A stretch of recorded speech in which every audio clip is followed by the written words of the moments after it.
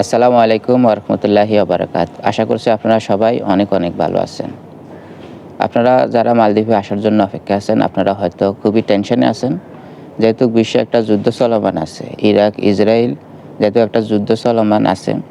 এই যুদ্ধে মালদ্বীপের ভিসা বন্ধ হইছে বা হবে বা মালদ্বীপের ভিসা খোলা আছে কিনা?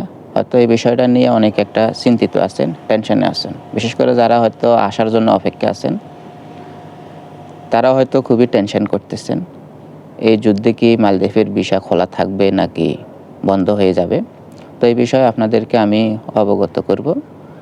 তো আপনারা জানেন যে বিশ্বে যদি একটা যুদ্ধ চলমান থাকে, সবার জন্য বিপদ, সবার জন্য ক্ষতিগ্রস্ত। শুধু যে ইরান, ইসরায়েল যুদ্ধ করতেছে বা আমেরিকা যুদ্ধ করতেছে তাদের বিপদ, তাদের ক্ষতিগ্রস্ত হবে তা না।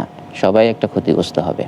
তো মালদ্বীপও এর বাহিরে না, মালদ্বীপও ক্ষতিগ্রস্ত হবে। যেহেতু মালদ্বীপ একটা ট্যুরিজম দেশ, তো ক্ষতিগ্রস্ত মালদ্বীপ হবে না যে তা না, মালদ্বীপও ক্ষতিগ্রস্ত হবে।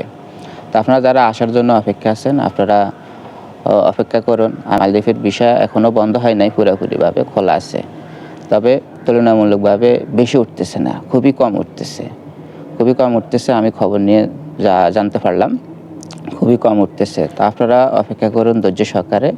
ইনশাআল্লাহ পরিস্থিতি যখন নিয়ন্ত্রণে আসবে, পরিস্থিতি ঠান্ডা যখন হবে, তখন এমনিতেই সবকিছু সচল-অচল হয়ে যাবে।